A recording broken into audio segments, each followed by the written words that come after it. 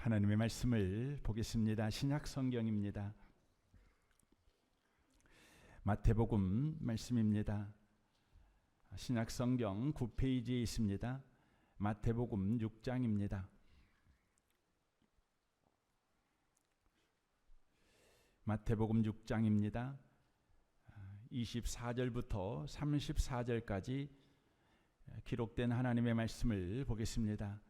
마태복음 6장 24절에서 34절까지입니다. 함께 기록된 말씀을 읽으실 때 하나님의 음성을 듣는 복 있는 시간 되시길 바랍니다. 읽겠습니다. 한 사람이 두 주인을 섬기지 못할 것이니 혹 이를 미워하고 저를 사랑하거나 혹 이를 중히 여기고 저를 경히 여김이라. 너희가 하나님과 재물을 겸하여 섬기지 못하느니라. 그러므로 내가 너희에게 이르노니 목숨을 위하여 무엇을 먹을까 무엇을 마실까 몸을 위하여 무엇을 입을까 염려하지 말라. 목숨이 음식보다 중하지 아니하며 몸이 의복보다 중하지 아니하냐. 공중의 새를 보라. 심지도 않고 거두지도 않고 창고에 모아 들이지도 아니하되 너희 하늘 아버지께서 기르시나니 너희는 이것들보다 귀하지 아니하냐.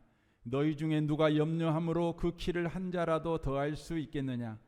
또 너희가 어찌 의복을 위하여 염려하느냐. 들의 백합화가 어떻게 자라는가 생각하여 보라. 수고도 아니하고 길쌈도 아니하느니라. 그러나 내가 너희에게 말하노니 솔로몬의 모든 영광으로도 입은 것이 이 꽃 하나만 갖지 못하였느니라.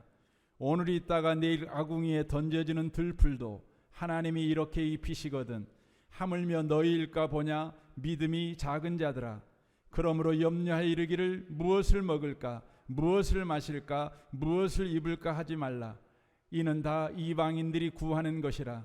너희 하늘 아버지께서 이 모든 것이 너희에게 있어야 할 줄을 아시느니라. 그런즉 너희는 먼저 그의 나라와 그의 의를 구하라.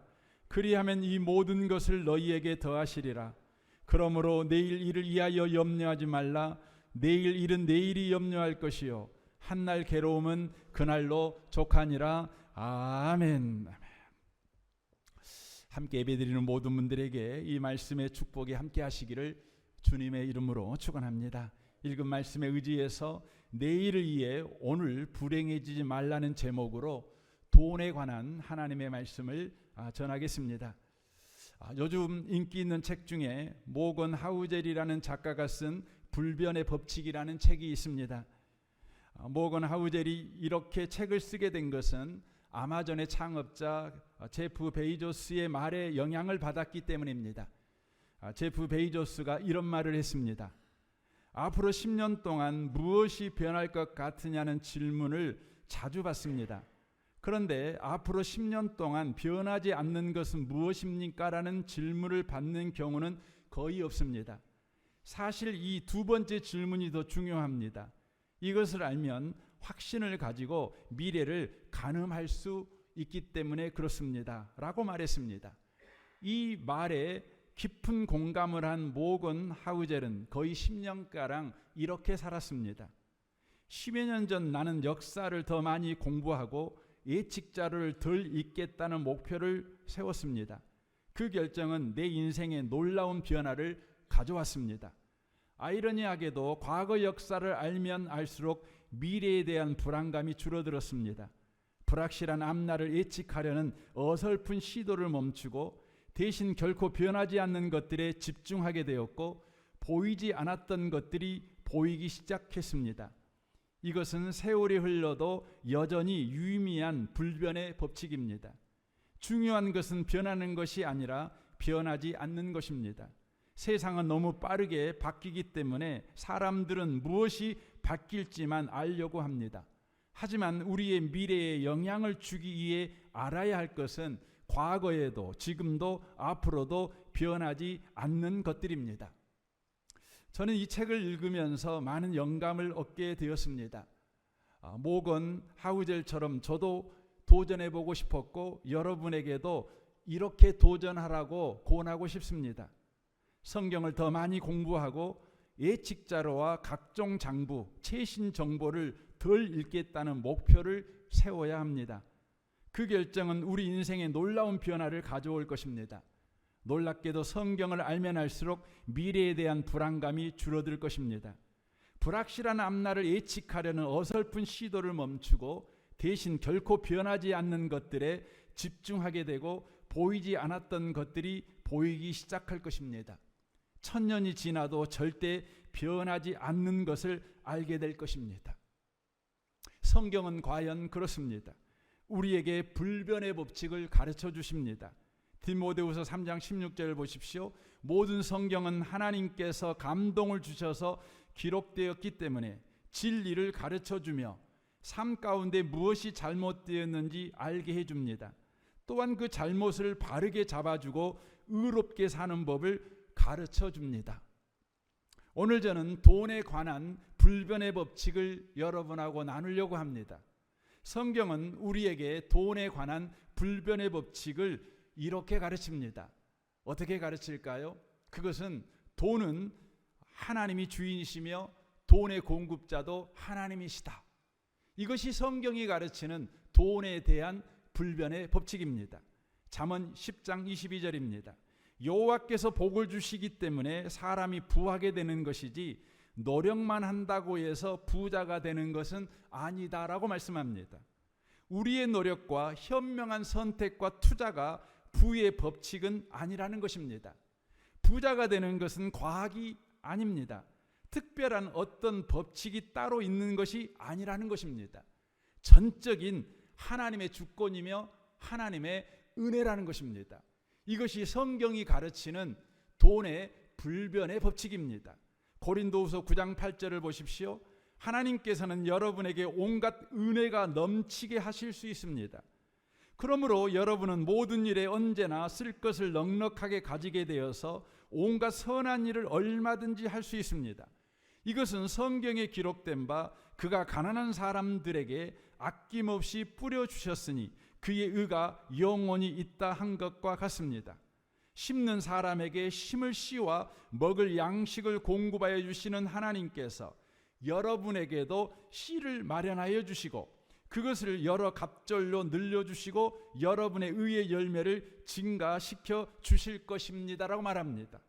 이 고린도 후서에서 나오는 씨는 바로 돈을 가르칩니다. 그러므로 이렇게 읽을 수 있습니다. 심는 사람에게 심을 돈과 먹을 양식을 공급하여 주시는 하나님께서 여러분에게도 돈을 마련하여 주시고 그것을 여러 갑절로 늘려주시고 여러분의 의의 열매를 증가시켜 주실 것입니다라고 말씀하십니다. 우리의 노력과 현명한 선택과 투자가 필요 없다는 말이 아닙니다. 그것마저도 하나님의 은혜라는 것입니다. 그러므로 여러분이 노력하고 있다면 그것은 여러분에게 나온 것이 아니라 하나님의 은혜에서 나온 것입니다. 여러분이 현명한 선택과 투자를 하고 있다면 그것마저도 하나님의 은혜로 여러분에게 허락된 것입니다. 그래서 우리 하나님은 그것마저도 하나님의 은혜라는 것을 잊지 말아라 이렇게 우리에게 경고하십니다. 신명기 8장 17절입니다. 그러나 네가 마음에 이르기를 내 능력과 내 손의 힘으로 내가 이 재물을 얻었다 말할 것이라. 내 하나님 여호와를 기억하라. 그가 내게 재물 얻을 능력을 주셨음이라. 노력하고 현명한 선택, 투자 혹은 각종 기회 이 모든 것을 하나님이 주셨다는 것입니다. 이같이 하시면 내 조상들에게 맹세하신 언약을 오늘과 같이 이루려 하심이라.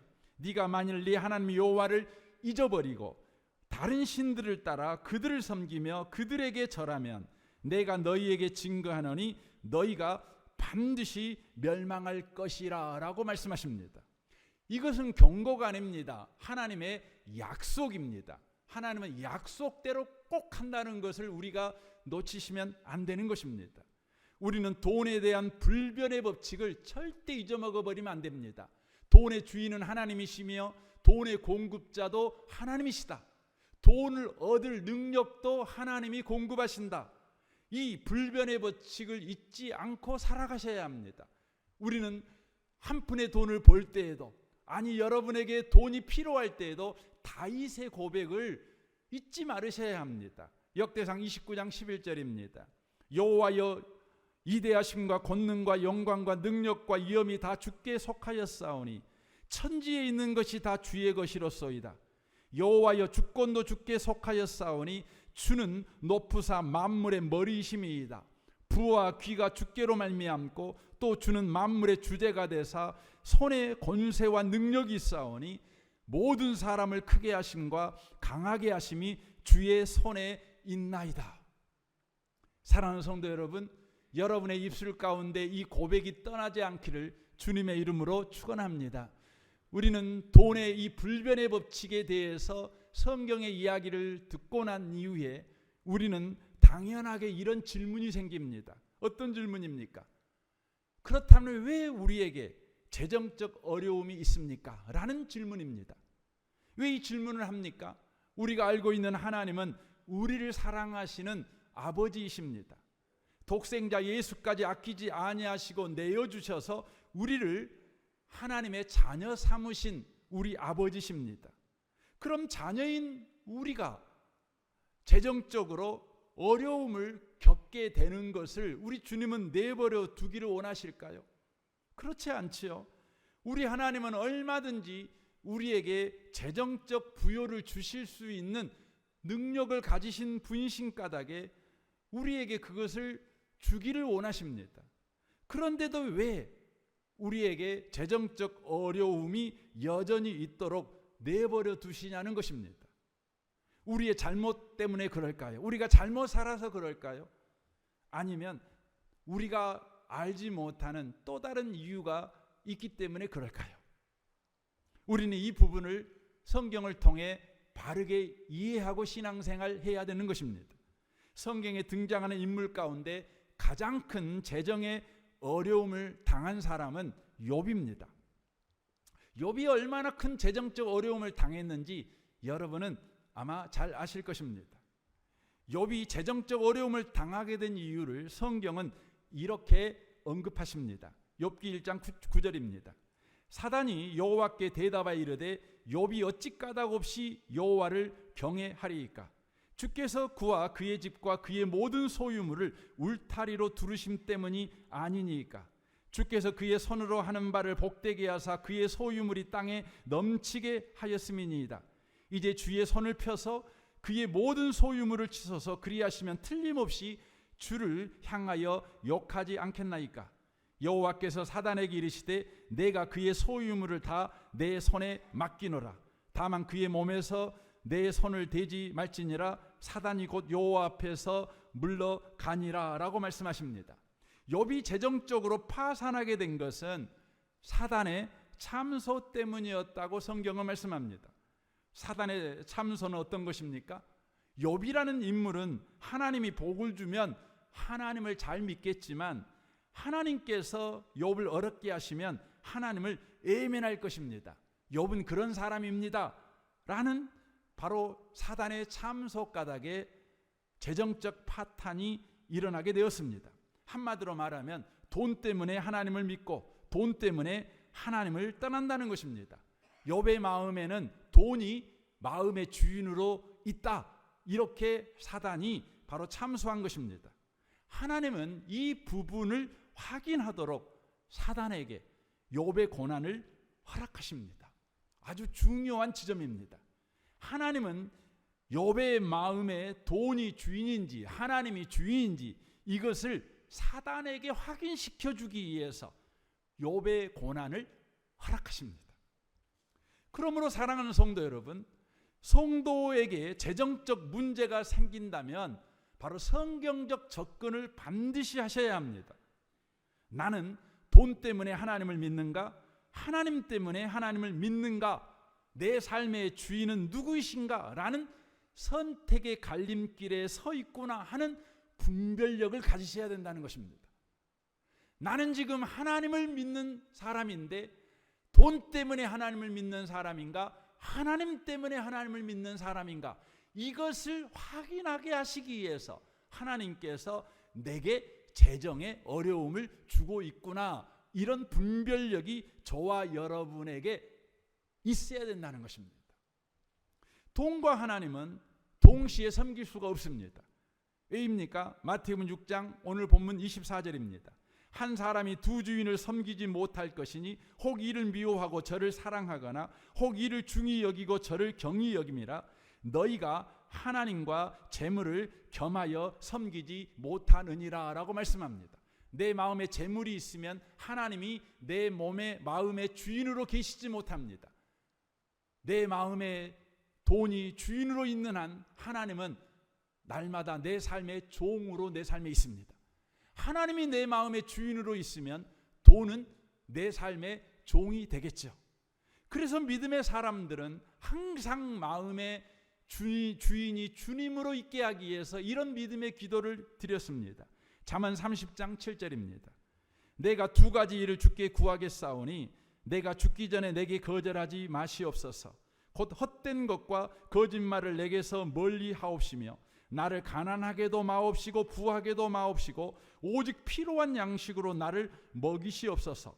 혹 내가 배불러서 하나님을 모른다 여호와가 누구냐 할까 하오며 혹 내가 가난하여 도둑질하고 내 마음에 내 하나님의 이름을 욕되게 할까 두려워함이니이다 라고 말씀합니다. 사랑하는 성도 여러분, 여러분에게 재정적 문제가 일어납니까? 그것은 여러분이 잘못 살고 있어서가 아닙니다. 여러분의 마음을 확인하기 위한 바로 하나님의 기회입니다. 여러분의 마음이 주님인지 돈인지 이걸 확인하게 하기 위해서인 것이죠. 그러므로 재정적 문제가 생길 때마다 우리에게 필요한 것은 그 재정적 문제를 해결하기 위해서 이곳저곳 뛰어다니는 것이 필요한 것이 아닙니다. 이 사람 저 사람 만나고 다니는 것이 필요한 것이 아닙니다. 이 방법 저 방법을 강구하는 것이 필요한 것이 아니라 여호수아의 결단이 필요한 것입니다. 여호수아가 어떻게 결단했을까요? 여호수아 24장 15절입니다. 만일 여호와를 섬기는 것이 너희에게 좋지 않게 보이거든 너희 조상들이 강 저쪽에서 섬기던 신들이든지 또는 너희가 거주하는 땅에 있는 아모리 족속의 신이든지 너희가 섬길 자를 오늘 택하라. 오직 나와 내 집은 여호와를 섬기겠노라 라고 말합니다. 강 저쪽에서 섬기던 신들이라는 것은 바로 이스라엘 민족이 노예 생활할 때에 애굽에서 섬겼던 신들을 의미합니다. 그리고 너희가 거주하는 땅에 있는 아모리 족속의 신은 바로 가나안 땅에 있는 바로 신들을 의미합니다. 한마디로 말하면 우상입니다. 지금 여호수아는 이스라엘 민족에게 그렇게 지금 말하고 있는 것이죠. 하나님이냐 우상이냐, 하나님이냐 우상이냐 둘 중에 하나를 선택해라 이렇게 요구합니다. 저는 이 아침에 오신 여러분들에게도 요구하고 싶습니다. 여러분 하나님입니까 우상입니까? 하나님입니까 여러분 돈입니까? 여러분이 돈을 선택하고 우상을 선택한다면 그것은 여러분이 여러분의 마음에 탐심을 선택한 것입니다.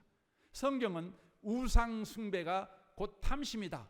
탐심이 곧 우상 숭배다라고 말씀합니다. 골로새서 3장 5절입니다. 그러므로 땅에 있는 지체를 죽이라. 곧 음란과 부정과 사욕과 악한 정욕과 탐심이니 탐심은 우상 숭배니라 라고 말씀합니다.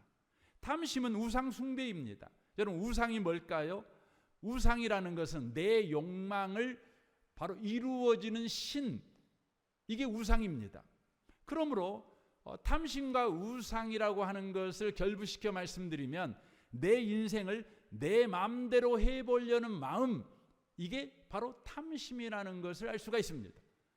이 탐심은 마귀가 에덴 동산에서 사람에게 유혹했던 것입니다. 창세기 3장 5절입니다.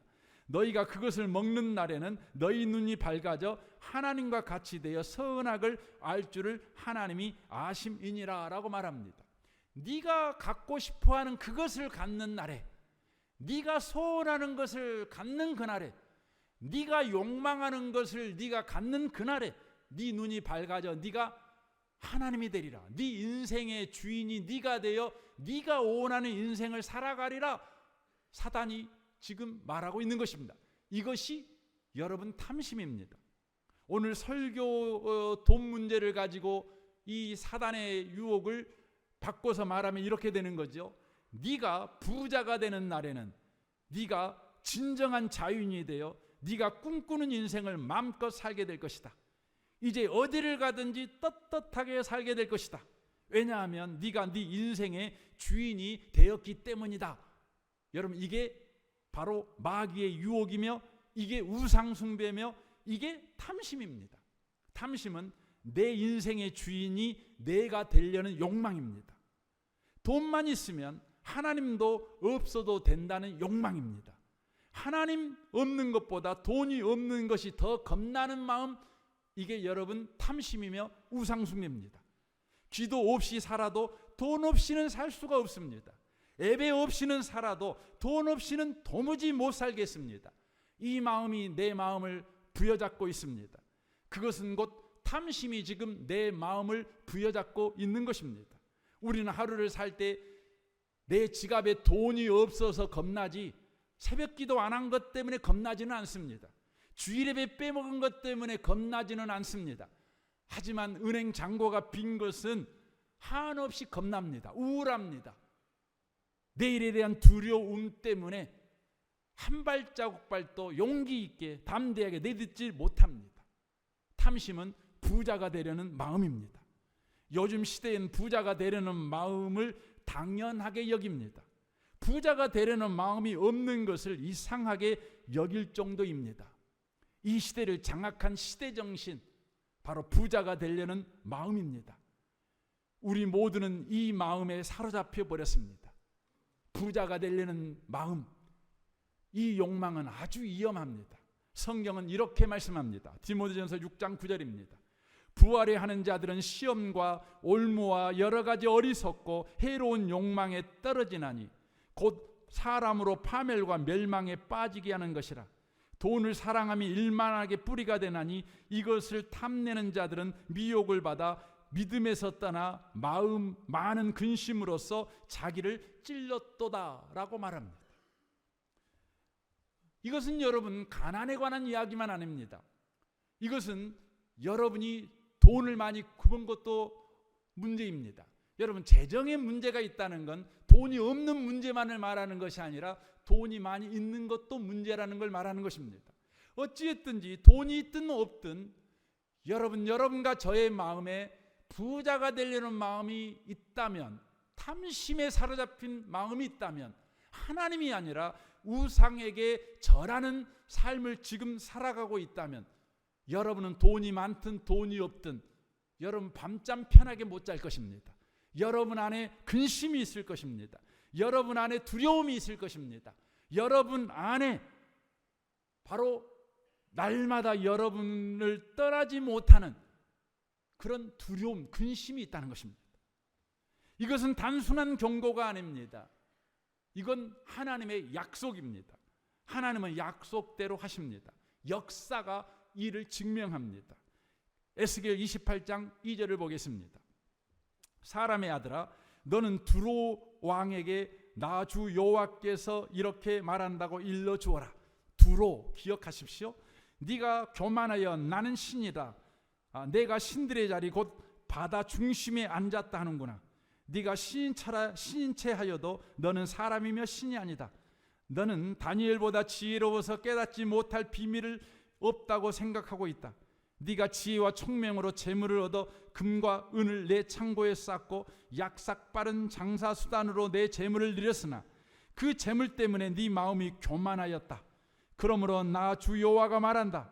내가 내 자신을 신처럼 지혜롭게 생각하였으므로 내가 가장 무자비한 애국 군대를 불러 너를 치게 하겠다. 그들이 칼을 뽑아 네가 지혜로 얻은 모든 아름다운 것을 치고 너의 찬란한 영광을 더럽히며 너를 깊은 구덩이에 빠뜨릴 것이니 네가 바닷 가운데서 비참하게 죽을 것이다 라고 예언합니다. 이 예언의 말씀은 BC 571년 에스겔에게 말씀하신 예언의 말씀, 약속의 말씀입니다. 이 약속의 말씀이 238년이 지난 BC 333년에 그대로 성취됩니다. 이 두로는 오늘날의 레바논으로서 역사 속에서는 여러분이 아는 것처럼 페니키아인의 수도, 바로 페니키아인, 두로인들은 페니키아인들입니다. 그러니까 두로는 페니키아의 수도다, 이렇게 여러분이 이해하시면 되겠습니다. 당시의 두로인들은 주중의 해상 무역을 장악했습니다. 그래서 에스겔에서도 나오지요. 내가 신들의 자리 곧 바다 중심에 앉았다는도다. 바다 중심, 지구의 중심. 그래서 지중해인 것이죠. 이들은 이 지중해 해상 무역을 장악한 이후에 이집트와 스페인까지 광대한 무대에서 활약했습니다. 엄청난 부를 그들은 쌓았습니다. 그 부를 가지고 국방을 강화하여 많은 식민지를 거느리게 됩니다. 그 식민지 가운데 가장 유명한 식민지 바로 카르타고입니다. 하니발이라는 여러분 장군 아시지 않습니까? 그러나 이 강대한 페니키아, 망하지 않을 것 같은 이 두로가 BC 333년, 애우기도 쉽지요. 알렉산더 대왕에 의해서 처참하게 무너집니다. 바다를 완전 포기해, 섬을 완전 포위해 버려가지고 그 섬에서 다 굶어 죽습니다. 그 부유한 사람들이 아사당에서 다 죽습니다.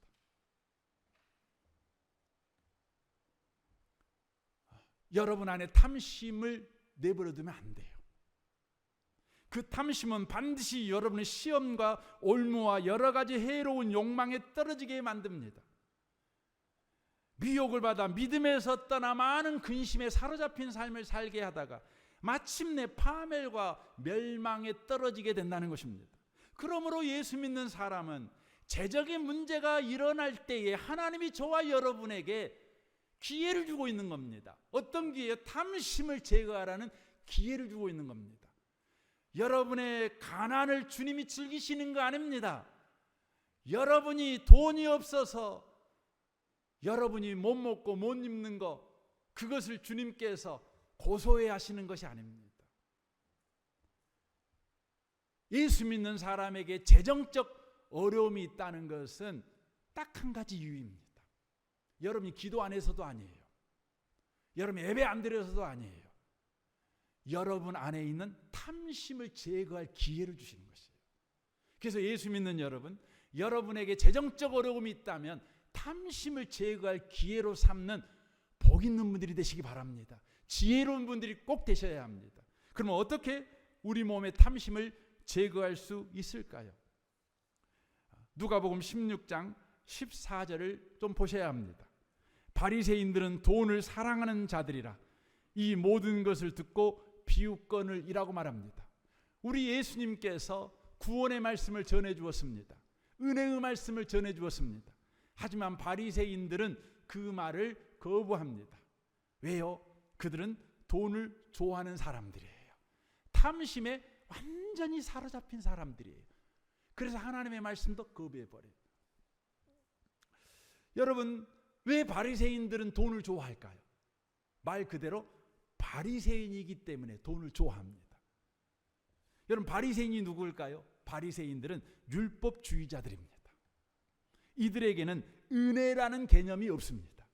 바리새인들은 율법을 지키느냐 안 지키느냐에 따라 구원이 결정된다고 믿는 신앙 체계를 가지고 있는 사람입니다. 바로 하나님 말씀대로 잘 살면 복받고 하나님 말씀대로 안 살면 저주받는다. 하나님은 공의의 하나님이시다. 내가 한 대로 내 인생에 복을 주고 저주를 내리시는 바로 원인과 결과의 법칙으로 나를 대하시는 하나님이시다라는 신앙 체계를 가진 자들입니다. 그들은 천국은 어떻게 가느냐? 자기들이 잘해야 간다고 믿는 사람들입니다.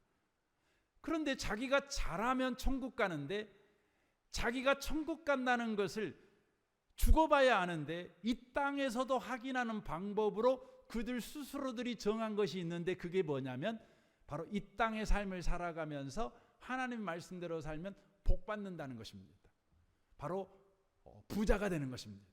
그러니까 이렇게 되는 것이죠. 하나님 말씀대로 살면 부자가 돼서 부자가 된 사람은 반드시 천국 간다. 바로 논리가 바리새인의 신앙 체계입니다.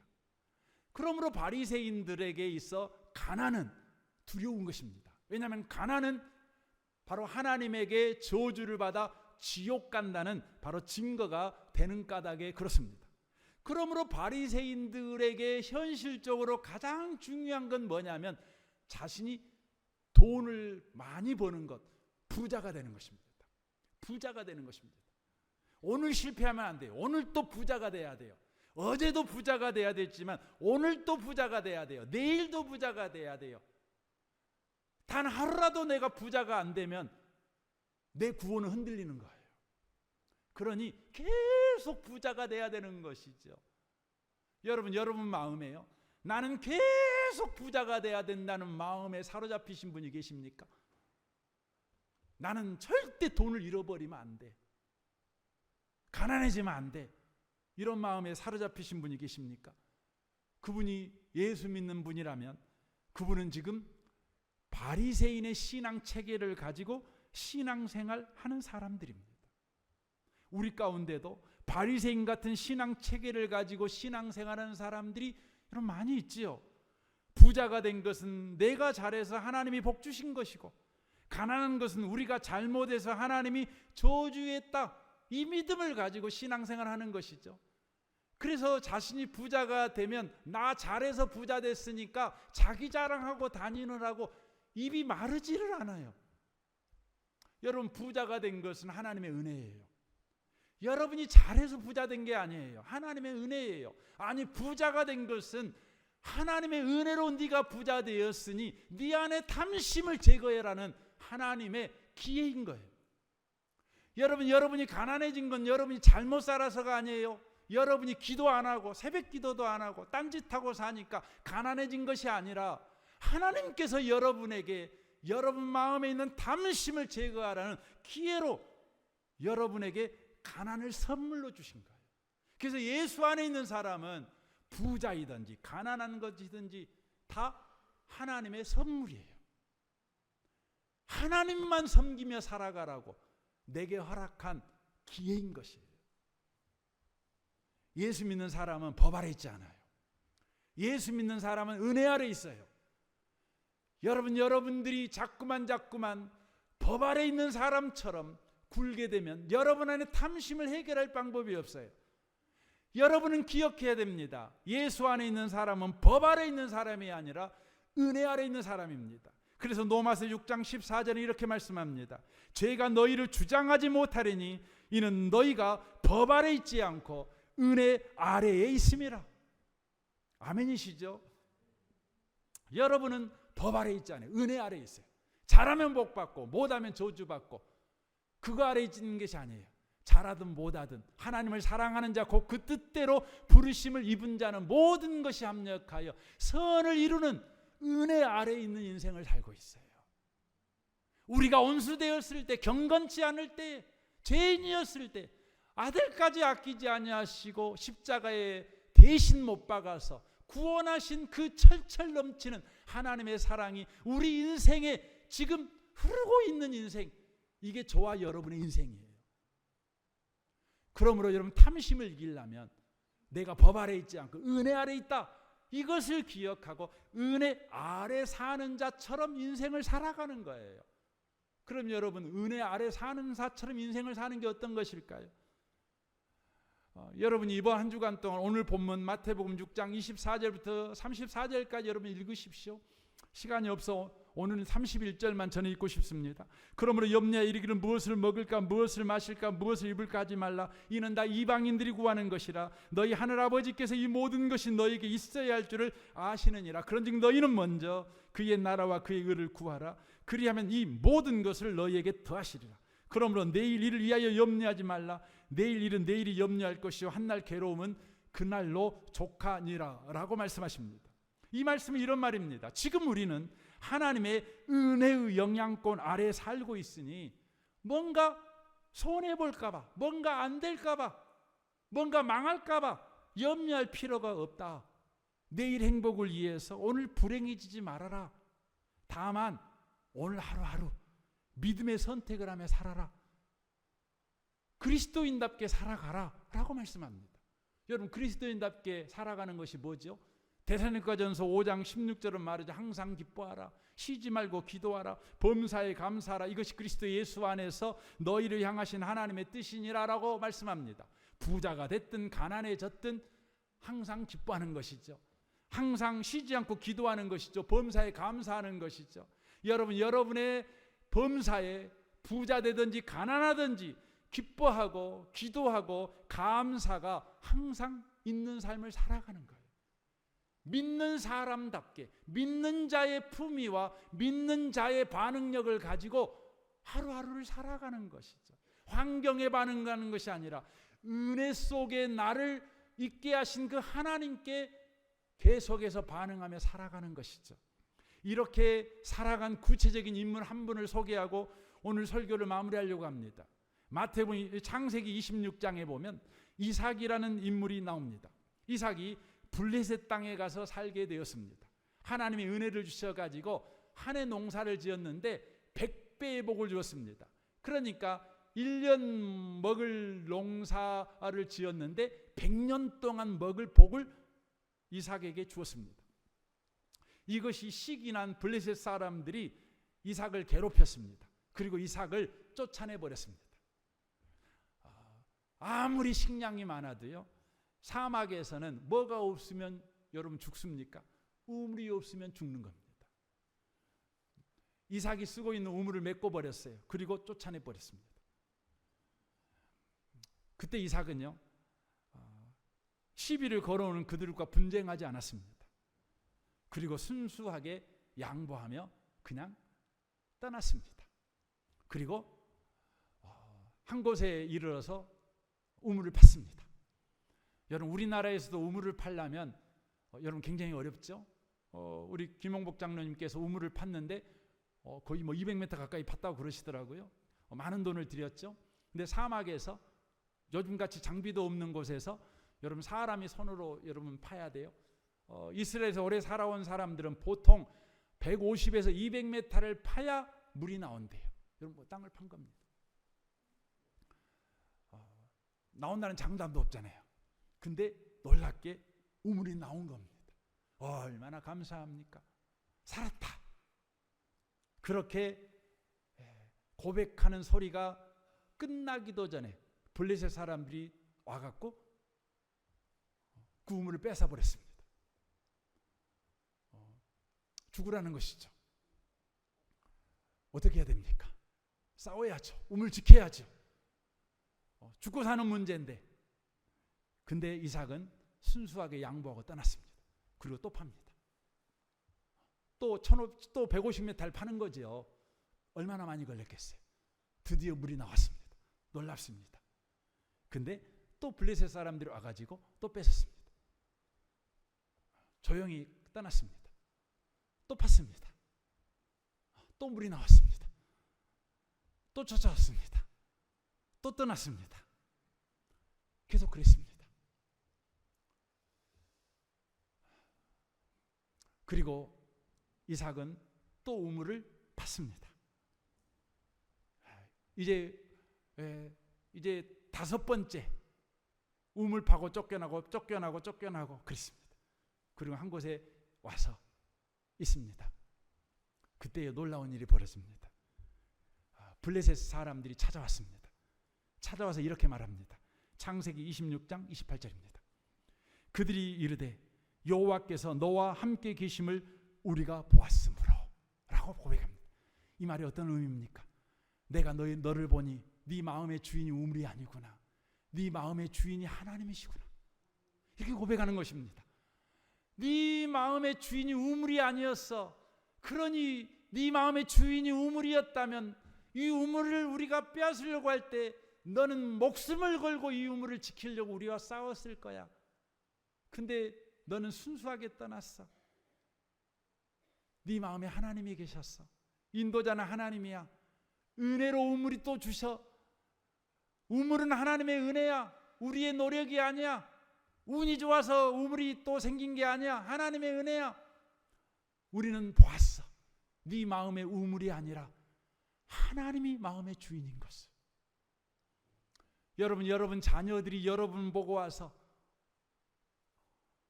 여러분의 마음의 주인이 돈이 아니라 우물이라고, 돈이 아니라 하나님이라고 여러분 고백하십니까? 여러분 남편이, 여러분 아내가 당신 마음의 주인은 돈이 아니고 하나님이셔. 놀랍죠? 당신의 주인은 우물이 아니라 하나님이시군요. 우리 사이 곧 우리와 너 사이에 맹세하여 너와 언약을 맺으리라 말하였노라. 너는 우리를 해하지 말라. 이는 우리가 너를 범하지 아니하고 너 선한 일만 네게 행하여 네게 평안히 가게 하였습니다. 말도 안 되는 소리 아닙니까? 근데 겁이 난 것입니다. 우물이 주인인 이삭은 겁이 안 났는데 하나님이 주인인 이삭은 겁이 난 것입니다. 이렇게 말합니다. 이제 너는 여호와께 복을 받은 자니라. 너는 여호와께 복을 받은 자니라. 이 말의 의미는 어떤 의미입니까? 당신은 하나님을 복으로 받으셨군요. 하나님에게 복 받은 자가 아니라 하나님을 복으로 받은 사람이군요.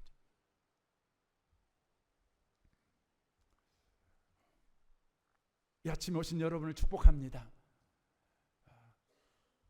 돈의 불변의 법칙이 있습니다.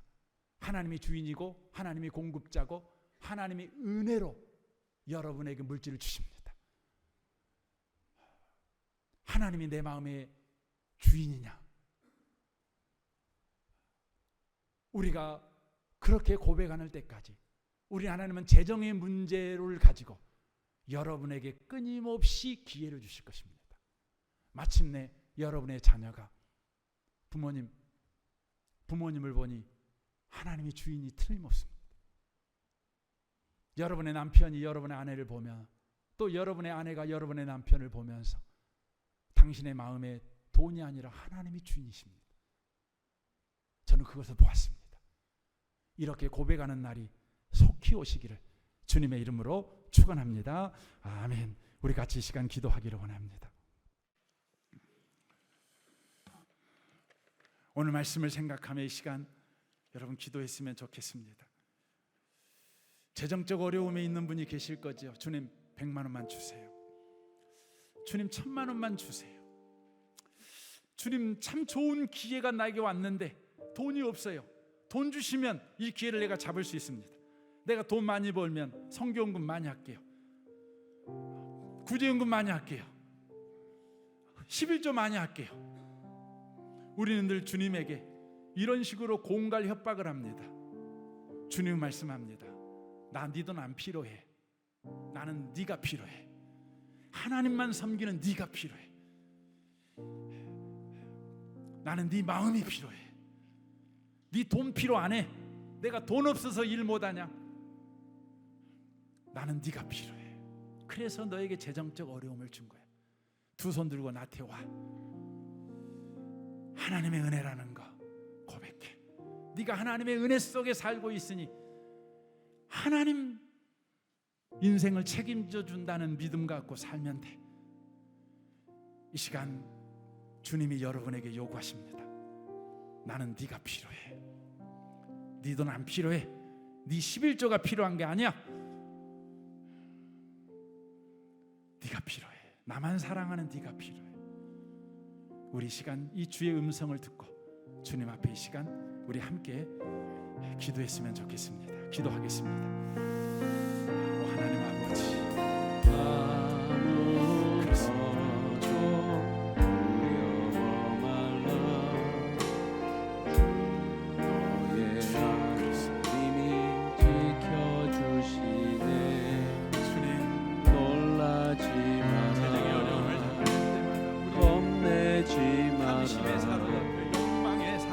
주님 나를 지켜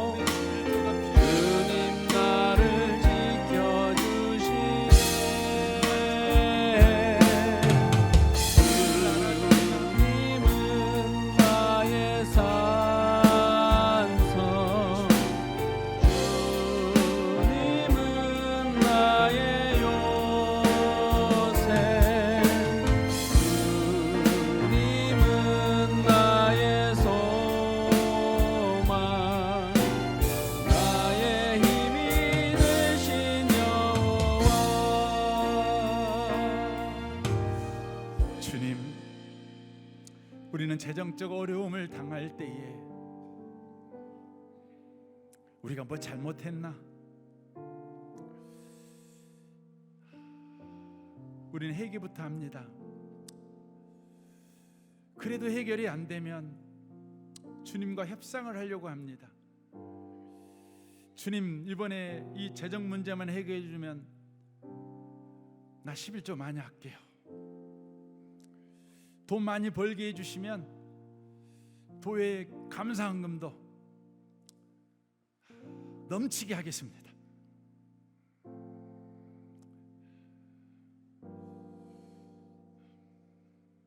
주님은 우리에게 늘 말씀하십니다. 나 네 돈 안 필요해. 네 11조가 필요해서 내가 재정적 어려움을 준 줄 아니? 나는 네가 필요해서 나만 사랑하고 나 때문에만 좋아하고 나 때문에만 감사하고 나 때문에만 즐거워하는